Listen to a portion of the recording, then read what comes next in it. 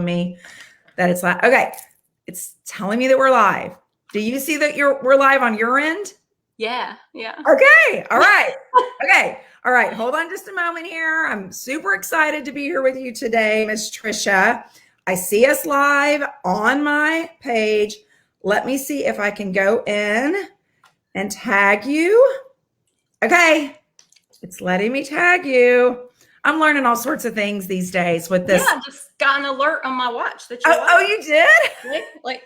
It's like Tish is live. See, there's your picture. Oh, there we go. How cool is that? All right. Well, happy Thursday, Tricia. Happy Thursday, Tish. Thank you. I'm so Tish excited. And Trish. Tish and Trish. Oh, I didn't think about that. Tish and Tricia. We could create the Trish and Tish show. I mean, I think we're TNT when we get together, so I think that's the TNT show. Explosive with our red lipstick. Right. Yes. I love it. I was telling Tricia right before I popped on when I was getting ready, which was about 15 minutes ago. I literally was like, I'm gonna put on my red lipstick. Tricia is bold. She's a badass. I see her like rocking her red lipstick. I'm gonna wear red in honor of Tricia today. And then I come live and I'm like, hey, we match. Yeah. If at any point, Tricia, you're seeing red lipstick on my teeth, please tell me. Okay, you do the same. Because that's always my worry, because half the time that's what's happening here. But anyway, welcome you guys. First of all, let me just a little 411. We are using an app called StreamYard to stream live today. And if you are joining us, please let us know that you're watching live by commenting in the comments live or hello or whatever you want to say. You want to just let us know that you're here. If you watch the replay, please also let us know you saw this by commenting replay.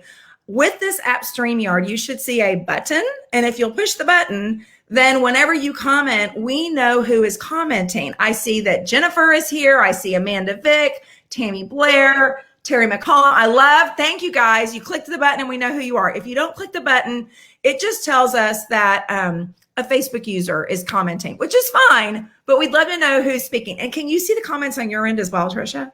I don't see anything. Okay, you don't see anything. Okay, I've never used StreamYard before though, so it could just be because I'm ignorant.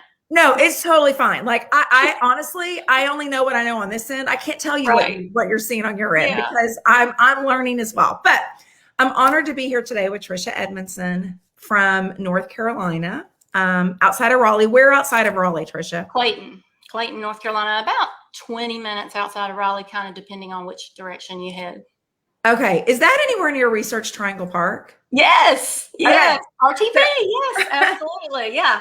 So RTP is kind of known as like the Raleigh-Durham area. Yes. So my corporate career was 12 years with a pharmaceutical giant who was based out of RTP. So I went there often in the basically the 90s. In the 90s, I was in your area on a very regular basis. But I'm excited to be here with you today. And for those of you that don't know Tricia, Tricia and I started working together last November. Is that right? When you joined Park Lane? November 4th. Yeah. Okay. November 4th. We did not know each other prior to that. And I'm excited for you guys to hear and learn more about her today because she has been in our profession for over a decade now. It'll be a year and a couple of months here at Park Lane. She's had incredible success here. We'll talk more about that in a bit. But for now, let's just start with Tricia. I want to hear more about your story. Like I know a little bit about your story, but tell me like your background, what you did prior to this profession, what led you to this profession. I'm curious.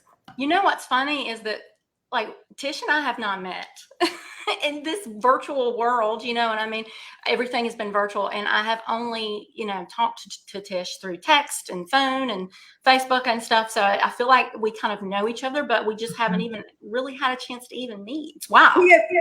We have not had a margarita or a glass of wine. No, but that's coming soon. Until that happens in Key West, it's not official, but it's coming. It's coming. Right. But I have my tissues. because my journey is quite the journey, and it involves a lot of emotional stuff. I'm sure a therapist would have a field day with me and with my story, but to kind of start with a little background, I have been married a long time to my husband, Mike. We got married in 1998. He is an anesthetist. So he is that last guy that you see right before you go to sleep for surgery. I have 2 kids. I have a 15-year-old daughter that looks like she's 18. Supermodel. Maybe. Supermodel in the making. That's sweet. We just got back her school pictures, and she had on her flutter necklace, and she had on her mochi. Oh. And yeah, she was cute. And then I have an 11-year-old son. So we lead quite the busy life. I am a teacher by trade. I was listening to Sally yesterday, and so many of the things, that she had from her background were so similar to mine. I'm a teacher by trade, and I have a master's in divergent learning. So I taught for 8 years and was very happy teaching, and then got pregnant. And we had a very difficult time getting pregnant. I had a long infertility journey. And as soon as I got pregnant with my daughter, I got put on bed rest. And so I was like, okay, it's time to take a little time for me. The plan was always going to be for me to stay home for several years. And it just started a little bit early because I was forced to go on bed rest. So I stayed home for several years with my kiddos. And, I was raised with a very strong background of working hard. My dad, he's a military guy. I was just talking with Sally about my father. He's so into my business. Like, he loves it. He's always like, where were you in the top 25 this month? And he just gets so into it. But he kind of raised me throughout my adulthood. When I say adulthood, I mean college and beyond, that you need to be working. So when I was in college, he didn't make me have a job when I was in class, but during the summer, either I was going to take a class during the summer at the local university, or I was going to have a job. And same thing during Christmas break. So I was always hustling. I was always doing something if I wasn't in a class. So that kind of continued into my adulthood. And even after, when I was home with my kids, I wasn't working per se, but I was slinging stuff. Like, I was on Etsy and eBay. I would turn my kids' clothing around. My daughter was always dressed to the nines. Like, she had the monogrammed bows and like the ruffly clothes and the monogrammed clothing.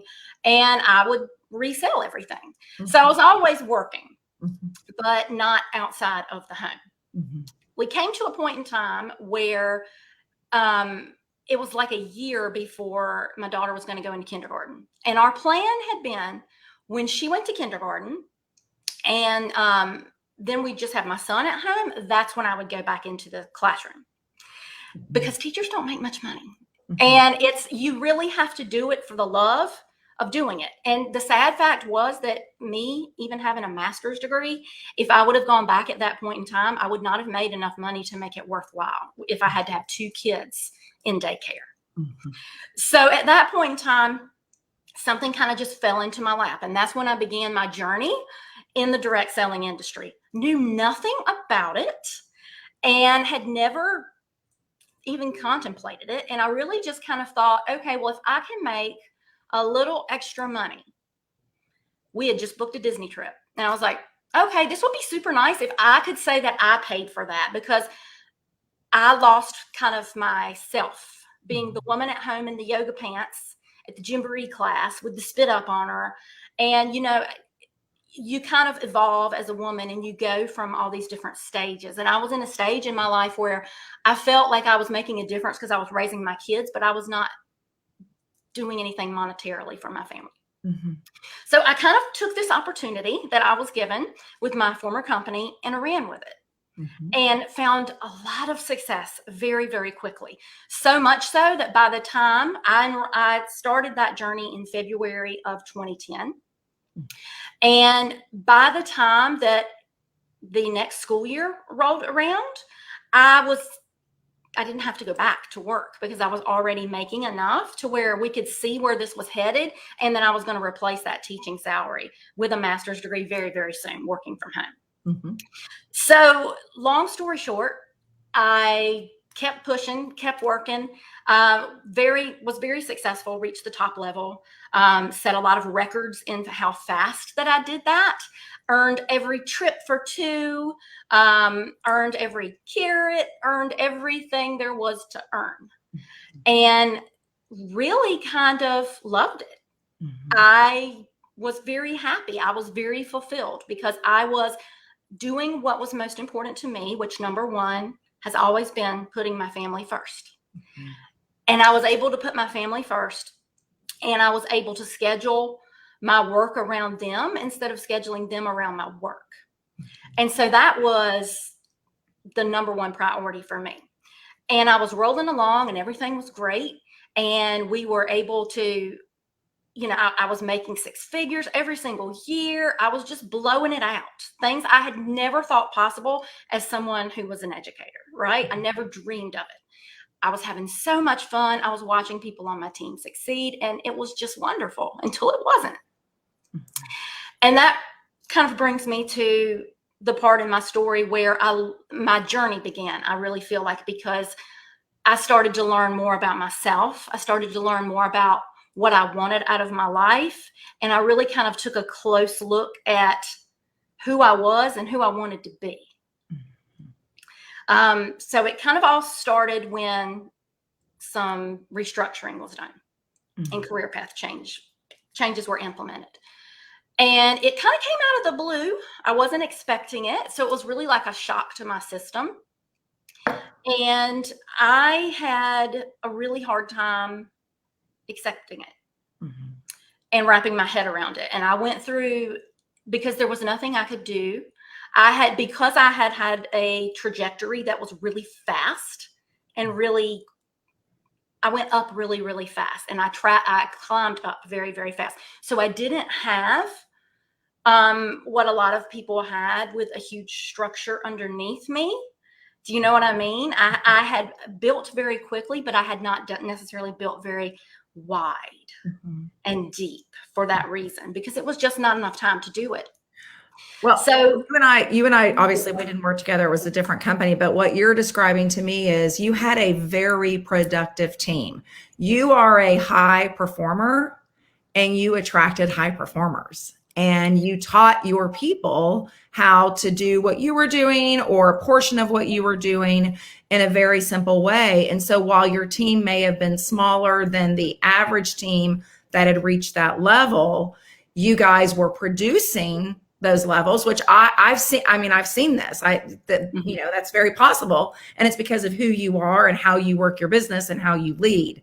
So then when restructuring happens, yes, there's a huge impact. Right. I was very much a small fish in a big pond, like for where I was structure wise. I was a little bit of an anomaly, I guess you'd say, right? Because I just kind of took off like that.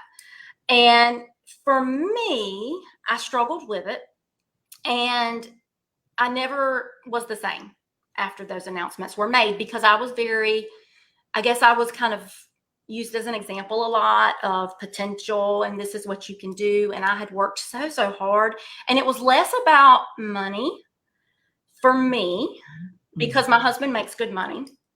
So we don't have to rely on my income. So it was less about money than it was about, I don't want to say pride, but confidence and the feeling of having something taken that you had earned. Well, it's the opposite of empowering. Right. Yeah. It's kind of like, I'm a big Duke fan. So it's kind of like somebody coming up to Coach K, who was the all-time winningest coach in men's basketball history, and being like, oh, the team sucked last year, so give me all your rings. No, that's not how it works. So it was just very difficult for me to be okay with it. And I struggled. And as I've told you before, I kind of had an epiphany in the movie theater, which is like the weirdest kind of place to have an epiphany.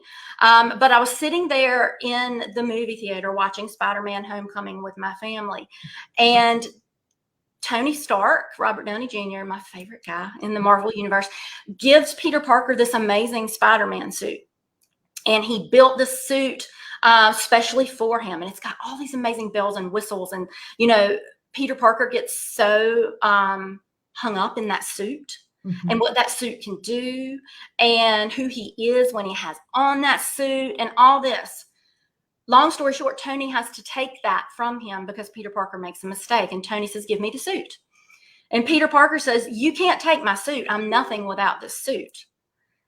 And Tony Stark says, well, if you're nothing without this suit, then you didn't deserve this suit in the first place. And that was like Robert Downey Jr. slapped me across the face in the theater and said, you are so much more than a title. You are so much more than your achievements. You need to get back in touch with who you are. And that was the beginning of my kind of awakening, as I want to say just more as a woman, because we're talking about business right now, but women lose themselves in suits all the time. The whole reason I got into this industry because I lost myself in the mother suit, right? I lost myself in the yoga pants and the spit up, and I lost Tricia. Then I found her, and then I lost myself in the title and status and this and that. And because for me, it was never about the money. It was about feeling like my accomplishments were being taken. And when I heard that quote, I was like, oh my God, did I really? And I even posted about it on Facebook. I posted the quote on Facebook, and I was like, this is exactly what I needed to hear. And a lot of people probably thought I was crazy, didn't know what I was talking about, but it was totally related to what was going on in my personal life. I felt like he was reaching out and telling me what to do. Immediately when we were on vacation when I saw this movie, and immediately when I went home, I filled out my form to step down because I felt like that was a clear sign to me. You are way too caught up in this title stuff. And that is such a little part of who, and maybe you want to say it's God telling me, I don't know, but I was hearing voices in my head, and maybe that means I'm crazy, but they were saying, you were made to be so much more than 3 letters behind your name. And you have so, much more to offer. You need to kind of get right with yourself. So that was kind of the beginning.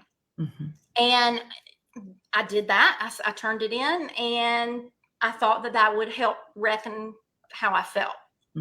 I continued to work. I continued to put my head down. I continued to do all the things, but I never was able to gain that feeling back that I had. And I tried so hard, and I continued to earn every trip, and I continued to earn every incentive, and I continued to, do all these things because I wanted it back so badly, but I just couldn't get there. And it's strange because Park Lane kind of came across my radar several different times. First time was when a girl from my former company had joined, and I didn't know her that well, but I was like, what is she doing? Why is she doing this? Because she had been successful. And I reached out to her and I chatted with her. We never really talked about the business because I was just still not in that place to talk about that. I was making good money still. I was just unhappy. So I was like willing to trade, the unhappiness for the good money, right? So I was wanting to figure something out, but I was afraid to maybe even ask. It seems so stupid now. But that's when it first kind of fell on my radar. I bought a few things from her. And then I kind of watched some videos, but then I just kind of let it go. Then more changes started happening. And in October of 2019, we got an email, or not an email. I got a call from my dad telling me that my mom's cancer had returned. Now, I'm someone, I strongly believe that you grow through everything you go through in your life. And I'm someone that, for my age, I kind of think I've been through a lot. My sister died when I was 18. And she was my best friend. My brother died when I was 37. And my mom died when I was 44. So each one of these things kind of changes you, right? And being what I've just told you, that means I watched my mom bury 2 children. So I'm someone that kind of very much understands life is short and that it's too damn short to be unhappy. So we enter into October of 2019, and my mom's cancer has come back, and she's in and out of the hospital. In and out, in and out, in and out. And I am doing the best I can to drive from my home, which is 2 hours away from her home. So I'm going 3-4 times a week. My brother was there one day a week, so I would not go on the days he was there, but it was exhausting. It was tiring. I was trying to work my business at the same time. I had lost a lot of my mojo, because when you're going through something difficult like that in your life, you know, it just happens. And I was still trying to hold all the balls in the air, you know, keep all the balls in the air, keep my business in the air, you know, tend to my mom, try to take care of my dad, because it's very sad to see your father go through that, trying to, you know, my own family, keep my own family in check, do all those things as well. That went on for months. She passed away in February. We ended up putting her in palliative care. So she was at the house most of the time. So I would come and I would just sit with her, and I didn't have much time to do it. So literally I would get to her house as soon as I dropped my kids off at the bus, I would hop in the car, drive 2 hours, go to her house. I would get to sit with her for about 2 hours before I'd get to hop in the car and come back to pick my kids up from the bus. So I did not have much time. I was very thankful for the direct selling industry and the fact that I was able to be flexible and have that time with her. Because if I was in the classroom, I would never have been able to have that opportunity. But at the same time, things were crumbling around me in every aspect of my life, every aspect.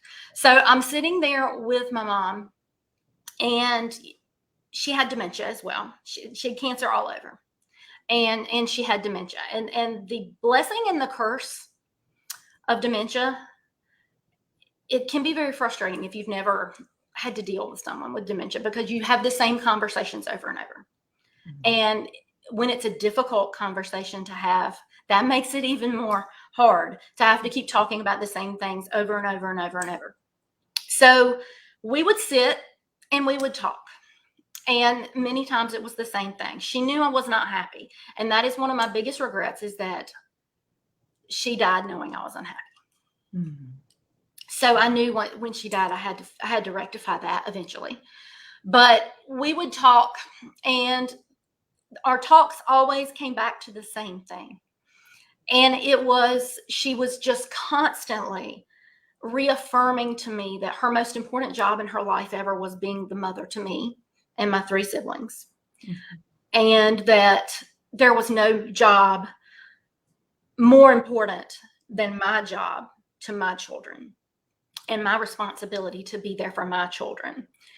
And over the year before I joined Park Lane, I kept replaying those conversations, because I am in a family where, like I said, my husband, he works at the hospital. So he's in the operating room, mm-hmm. and he's the guy putting you to sleep. He doesn't have flexibility. None. He might say that I get off at 3 today, but obviously if a case runs long and there's no one to relieve him, he can't walk out of the OR and leave the person on the table, right? So with that being said, I'm the one that needs to have that flexibility. I need to be able to be there for my kids if they need, like today, my daughter has volleyball practice, and the school where they attend is 45 minutes from our house. So I'm the one that has to go and pick her up and bring her home. So we very much needed someone with a flexible schedule. Mm-hmm. So during this time, my mom is just continually going downhill.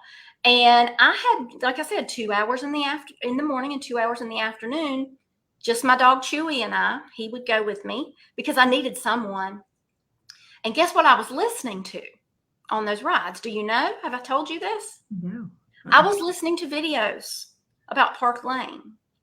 I was watching you. Well, I wasn't watching because I was driving, but I'd play it on my Bluetooth.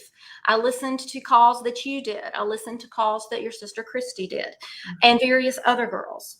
And I was very much immersed in listening about Park Lane and direct to point. Mm-hmm. And my wheels were turning. Mm-hmm. And because I knew I needed something different. I knew I needed to find myself again, and I needed to do what I needed to do to find my joy, because my joy, it was gone. And I was a very, I would say, sad and broken girl. And my friends would tell me, they told me, so you have not been the same in years. And during that time in my life was definitely, I was just not myself. So I would listen to your calls, and I was like, this is very intriguing. I remember talking to one of my friends who is not in the industry. She's never done anything in the direct selling world. And she was getting me excited about it. And she was like, you need to do this. She's like, are you kidding? She's like, this is in your wheelhouse. This is so you. Jewelry, fashion, dress up, makeup. These are all like things that you thrive on. You need to do this. You need to try this. But I still was afraid. I was scared. What are people going to think? What are people going to say? Nobody's going to understand. Because again, for me, it wasn't about the money. It was about finding my joy. It was about finding my self-confidence. It was about becoming who I used to be and who I had lost because I had gotten caught up in the suits. Mm-hmm. So after that, I kind of shelved Park Lane a little bit. And I was thinking about it, but I never reached out to anybody to talk. And what I did do, though, because I was very much inquisitive on trying to figure things out, I did go to your website and ordered a lot of jewelry. I didn't even reach out to you. I just randomly ordered like $250 worth of jewelry because I was like, I need to see what this stuff looks like. Mm-hmm. I don't know, I may not like it when it comes. I just need to see the quality, get it in my hands, feel it, right? So I got that. I went out of town on a trip in January of 2020. Had all my Park Lane on at this trip, ironically enough, and told a few of my friends that I was thinking of doing this, and I was thinking of coming over. And I just was still very conflicted because I had at that time decided I was going to do real estate because I had always wanted to do real estate. And in my head, I was like, that's my exit strategy. I'm going to go into real estate. And I had already signed up for the class. It was starting the next day when I got back in town. And I just ultimately decided that I can't do this right now because while I was on that trip, my mom fell. She was continuing to decline, and I started real estate class on Monday. I was like, I can't add one more thing. I just can't. So the timing, again, just was not quite there, but it was still in the back of my mind. Mm-hmm. So that was January of 2020. My mom was soon thereafter. She just continued to decline. We had more and more talks about her, I guess, just trying to impart her wisdom, trying to let me know that always the most important thing should be my kids. Whatever you decide to do, because I told her I was going to take real estate classes. And she was just like, whatever you decide to do, just make sure that you keep Ashton and Michael at the center of your decision, because nothing's more important to you or should be more important to you than them. Mm-hmm. And it's really hard not to listen to someone tell you that when they've buried 2 children. Mm-hmm. So my big changes started happening in February. At the beginning of February, my mom was put into, or I guess at the end of January, my mom was put into hospice. Mm-hmm. So we went from palliative care at the house into hospice care. Mm-hmm.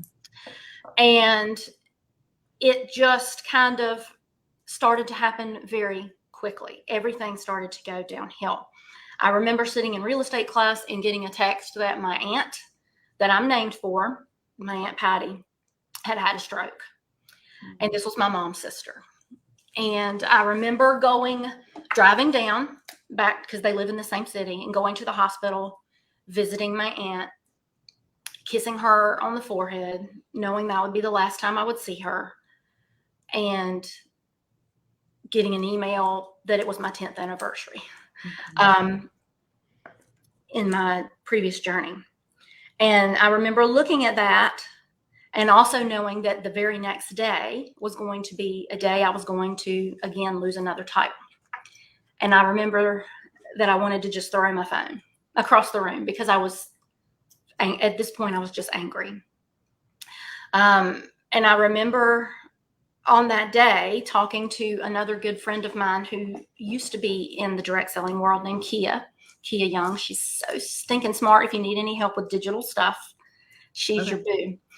But I remember having a long talk with her on my way home from driving to say goodbye to my aunt and then going to be with my mom, who, by the way, didn't know about my aunt because we couldn't tell her because she had dementia. And that would be a conversation we'd have to have every day.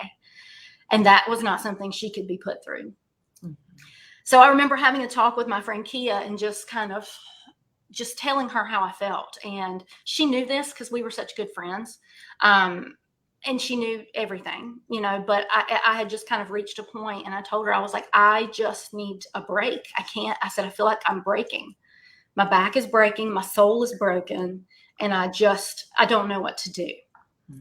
And I just remember her kind of telling me, you know what to do. She said, you've known what to do a long time. We've been talking about this for like 4 years. You know what you need to do. She said, if this was any other profession, she said, if this was Mike at the hospital and all these things had happened to him and he was working, and he was getting paid less, but he was working more or the same hours, she said, you would tell him he was nuts to not go to another hospital. Mm-hmm. She's like, why are you torturing yourself and not making yourself happy? Because you deserve to be happy. And it's not a personal thing to make yourself happy. It shouldn't be frowned upon. She said, whatever that means, if that means you just do real estate, if that means you join another company, she was like, that's what you need to do. And you don't owe it to anyone else. It's your responsibility is to yourself and your family. And then I remember kind of a light bulb going off in my head that, you can have two thoughts exist in your head at the same time.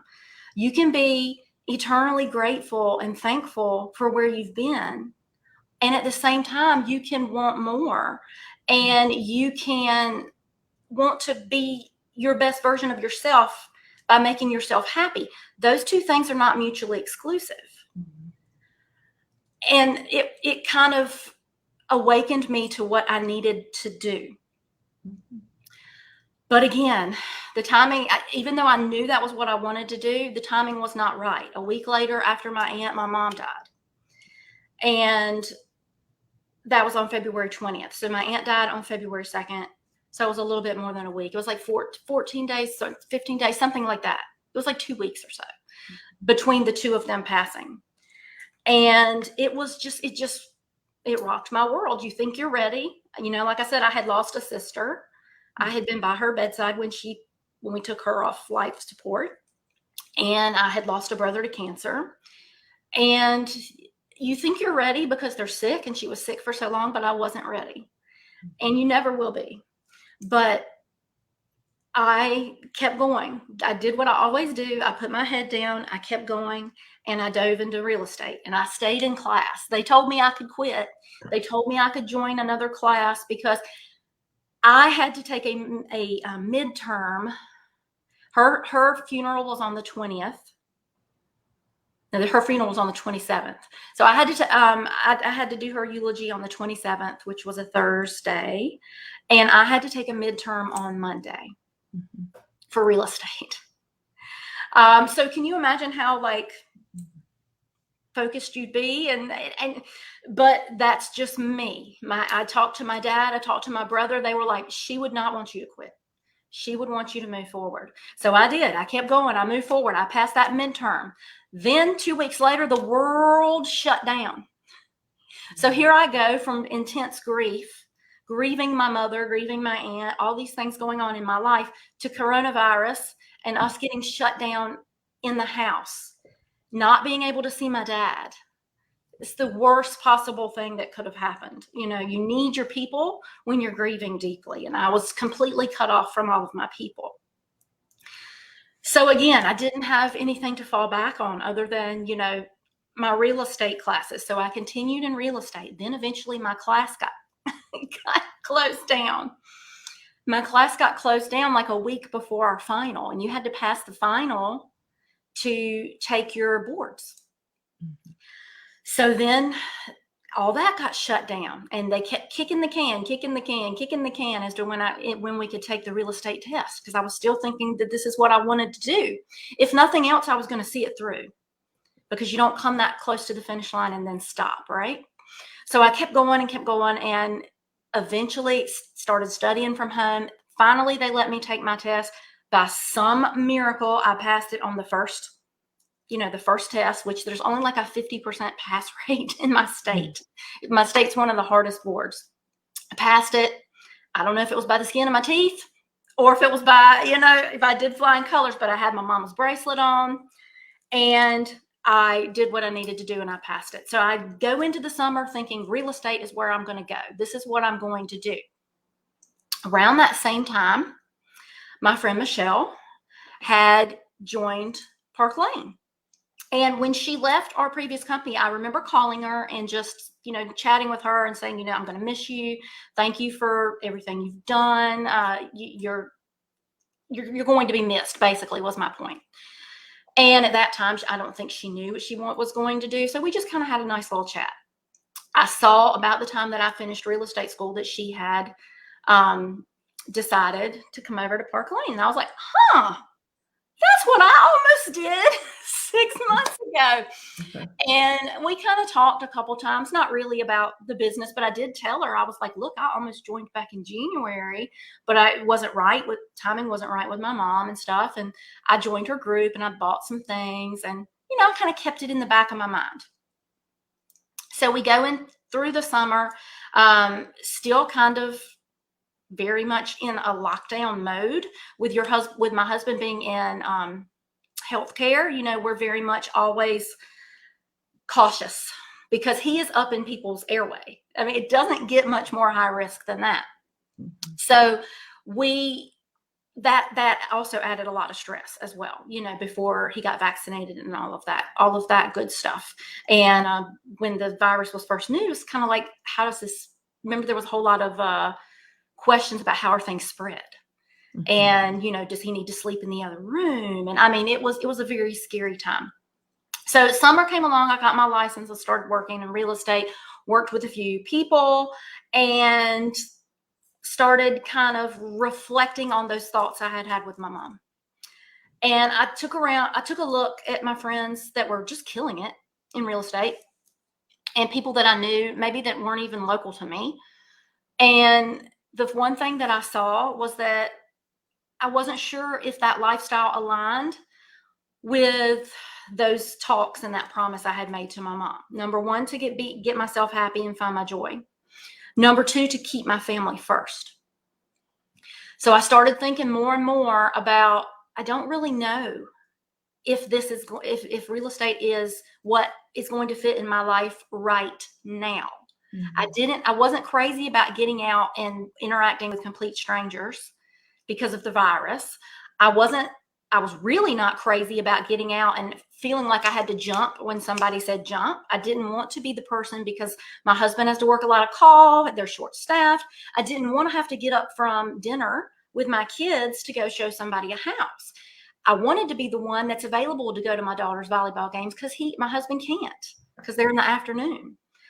And I just wasn't sure that these two things were in alignment, that the hours that I'd have to put in to be successful, the unpaid hours I'd have to put in, and the schedule of my children, I just wasn't sure that those things would mesh. So I really started although it really interested me and it seemed fun, I just really wasn't sure that this was where I wanted to go. Mm-hmm. So we head into fall, right? So it's in September. And I still was just vastly unhappy, and I just wasn't sure what I wanted to do. And I remember I don't even remember what it was. It was a post or something that I saw that it made me want to reach out to Michelle. Mm-hmm. And I reached out to her, And I just was like, I really kind of would just like to know a little bit more. You know, I did a lot of due diligence before, but I wasn't ready to jump. And when we hit September, I remember we were approaching like my mom's birthdays in October. And I remember one day I had a panic attack. I have a lot of anxiety. I'm an anxiety ridden person. And I had a panic attack one day. And I remember my husband just kind of looking at me, and he was like, please just quit. Please. You're so unhappy. You're not who you used to be. I need you to just do what you need to do to get yourself happy. If that is real estate, go do it. If that is nothing, go do that. If it is this jewelry thing that you told me about, do that. And not that I needed his permission, because I'm not that kind of girl. I don't need my man's permission, but it was just kind of like that. I guess it was more his assurance that it would be okay, and that he was giving me my blessing to do whatever I needed to do to get myself happy. So I decided that was going to be that I needed to step down from direct sales altogether, because even though I had reached out to Michelle, I was just still very much a doubting Thomas. I did not want to go back into that. I felt like I needed a break, and I was just going to dive into real estate, even though I still had doubts about that. This is such a long, convoluted story. It's fascinating, Tricia. But once he told me, he kind of gave me the go ahead, dive a little deeper into this with Michelle. So I put in my notice that I was stepping down. And at that time, I was 100% just going to focus on real estate. Like I said, that was my exit from the beginning. Mm-hmm. And I was just going to do whatever I needed to do to make it work, because that's what I do. But as I started talking to Michelle, and I ordered a few more things, and I started diving into the website, and my husband Mike said, doesn't it kind of excite you to start something new? You're so good at this. He said, don't you remember who you used to be? Don't you remember? You kind of turned, and I had people tell me this, that, I went from the girl that loved to teach and loved to train and loved to be on a big stage to the girl that was very content to sit in the back, because I didn't want attention. I turned away attention. I stopped wearing the red lipstick because I lost every little bit of self-confidence I had, because I was so caught up in the suit that I had worn and that I had lost. And it just became like a self-fulfilling prophecy. So I felt in my eyes, I needed to hang up the suit. And I didn't need another suit to put on. That was not going to fulfill me. In my eyes, I just needed a fresh start, and I just needed to get out of this industry totally. And so that's what I was going to do. So I put in my notice, and I was planning on doing that until I started having that talk with my husband. And he was like, there's nothing to lose. He said, there's no reason. He said, there's no reason you can't add this into real estate. People have all kinds of side gigs. So try it. What have you got to lose? And that is where it started from. I went to the website, started looking at the jewelry, because it was different than what I had seen before. Very first item I saw at the very bottom of the page under bestsellers was a bracelet called the Ashton, which is my daughter's name. It was spelled exactly the same way. That's not a very common name. And it's made of amethyst. That's my daughter's birthstone. And I was like, wow, okay, that might be a little bit of a sign. I scroll a little bit further into the archives of some older stuff. I find a necklace called the Kindle. That was my brother's name that passed away. Again, not a very common name. And that happened to be my mother's maiden name or middle name before she got married. Her name was Beverly Kendall. Go forward to today, and I have this beautiful necklace on that we have introduced into the fall called the Beverly. I feel like I have been surrounded by signs that I am where I am supposed to be. I love the fact that this necklace means so much to me because it is called the Beverly. And I do feel like it was yet another sign of my mom saying, you're where you're supposed to be. But I love the fact that I can wear, like, this is one of her necklaces. Jewelry was such a strong tie to me, I think, because that was very much my mama's love language. My dad would, I mean, he goes into our local store where I'm from. It's called Perry's Emporium. It's like a high-end jewelry store. He goes in there and they are like, oh, hello, Mr. Allen. Like they all know him, to the point where when my mom was on bed rest, or not bed rest, but when she was in palliative care, and my dad wanted to buy her something for her birthday, because he always gave her jewelry. They FaceTimed her several different things from her hospital bed at our house to pick out. She ended up picking up, is it pronounced Lagos? Lagos? Yeah, Lagos. Okay. Lagos. So she ended up picking out one of those bracelets. And my dad was like, okay, I'll go pick it up on Monday, because it was over the weekend. The owner of the store had his son drive it and deliver it to my mom. So jewelry has always been a big thing in our family. It's always been something that spoke to me. And I love that I can wear like my Park Lane, and I can wear my mom's rings, and I can wear like my mom's gold medallion. And I love showing people, when I'm talking with them, the joy that can bring you. I'm not having to give one up for the other, because it's so well done. I can intermingle them. And throughout this journey, you know, the one thing that I have been able to do, and I'm really proud that I haven't cried, but what I'm really proud that I've been able to do is that I've been able to keep the promise to my mom that I would find myself again, that I would get happy again. Mm-hmm. It took me a little longer than I would have liked, but I was able to. I always say I found joy in the jewels, because it makes me so happy, and it makes my customers happy. And I love seeing the selfies that they post of them wearing their beautiful jewelry. And I had one of my customers send me this beautiful message, and she posted it in my group, our ring, the Amour. For those of you that don't know, we have a ring. I should have grabbed it, but we have a ring called the Amour, and it says love, in silver. And she said, I had really lost myself. I have been beating myself up. I have not been taking care of myself. I have not mentally been talking to myself the way that I should talk to myself. And when I bought this ring from you, I had no idea that every day when I put it on, it would bring me this message of love yourself. I mean, that kind of thing is it just brings me so much joy.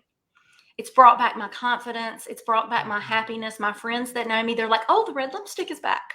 You smile again. You know, you're just back to your old self. Mm-hmm. And that's what this has been all about for me. It's never been about money. It's never been about a title. I don't tell people my title, because it's not a suit. Mm-hmm. I don't put it on and take it off. It's just kind of there. And I know it's always going to be there, and which was also very reassuring to me. So elaborate on what you mean by that. When you say, I know what you're talking about, when you say, it's always going to be there, which was reassuring to me. What do you mean by that with the title?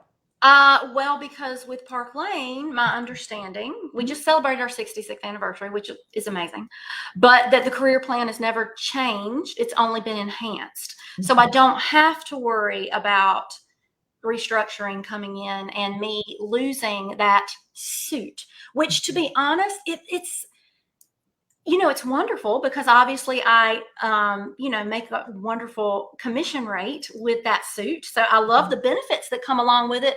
But to be honest, I don't even ever put it on. It doesn't define who you are. You're not chasing it at each month here in order to be paid at that level, or each week for that matter. And you don't demote at Park Lane. Your leadership experience was recognized. You were brought in at the sales VP level. You will for always be a sales VP, even though really I had to look up your title, because we don't pay attention to it here, because it doesn't define what we're doing this week, what we're earning this week, what we're working towards. We know we aren't going to lose it. Now, if you said, Tish, I want to promote up a level, then I'd say, okay, remind me what your level is so we can put a plan together. But it's just not where the focus is here. It's so inconsequential to me. Like if you were to ask my husband what my title, he would be like, I don't know, but I know she sells a crap ton of jewelry. She's making a lot of money. So I mean, he doesn't know. My daughter wouldn't know. They just know that I sell Mama's happy. Yes, they know that Mama's happy. My daughter knows that I'm taking her to Key West on the trip coming up. And they just know that, like Mama found her groove again. They know she's earned a Mercedes. You've qualified for the Mercedes program. I earned the Mercedes on the year anniversary of my mom's death. Tricia, there have been so many signs, and I only know the story of the signs that you've seen because you do such a beautiful job of sharing in your VIP group. You're very, vulnerable, and you share on social media. And I love that you have publicly acknowledged when yet there's another sign, you just continue to be reassured. I know we've taken 50 minutes, so you're probably like, okay, I've said all I can say, Tish, but I'm just real curious because I do want you to quickly elaborate on this. So you'd never sold jewelry before, but you were always a top seller at your former company. And then you come here and you're like blowing it out of the water. So just quickly give a little bit of an comparison, what you have done here from a sales perspective, and all 100% from home, I might add. Like you do all your parties online. I haven't done anything. Like I did have one little event at my house. Okay. I remember that. There wasn't a lot of folks, it was a small event. But I had to run my numbers because I can't even keep up with it.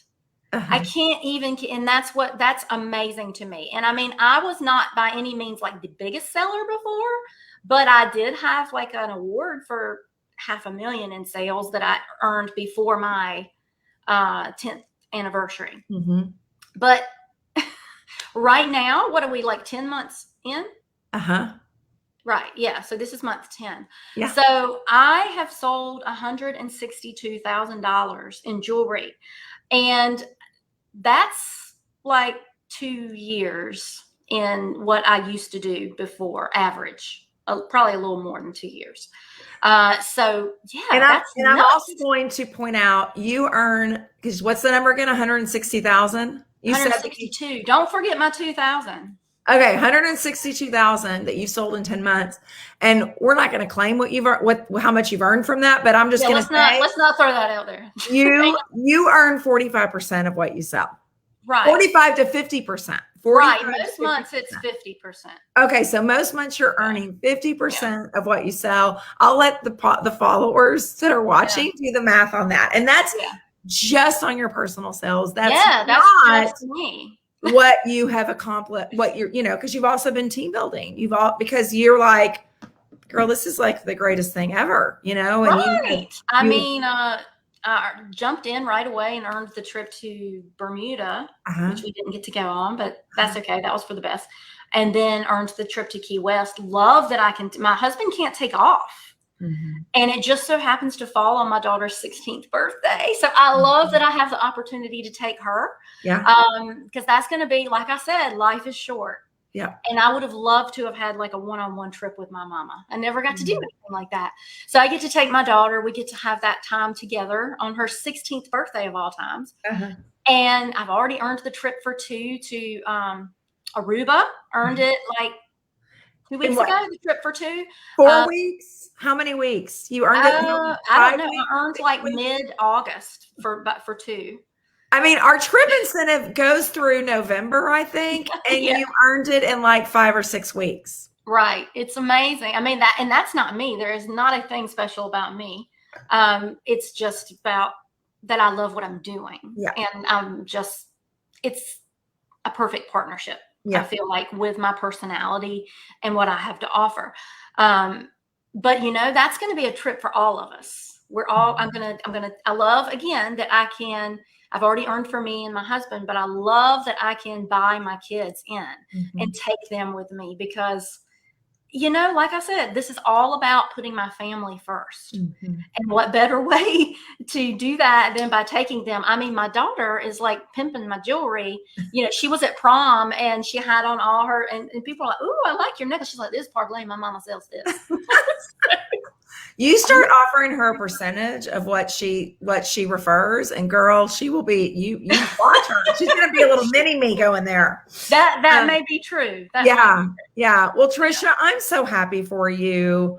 Thank you. I'm so happy for you. I appreciate that you put your heart out there and you've shared, the journey, because it is like I told you, it is your story, it is your journey, and I appreciate you being honest that the timing had to be right.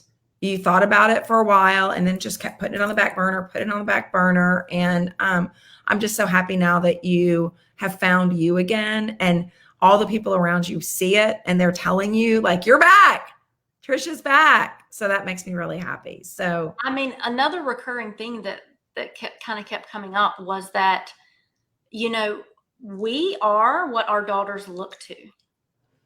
Yeah. And my daughter was seeing her mom and knowing her mom was not happy, and she was watching her mom be okay with that. Mm-hmm. And I guess kind of settle. Mm-hmm. And it doesn't, and when I say settle, you can be talking about anything. Because it's like women lose themselves in marriages. You lose yourself sometimes in motherhood. You lose yourself in jobs. I mean, it's so easy to lose yourself in an identity or a suit. And you don't ever, the one thing I did not want to teach my daughter was to settle in anything in life.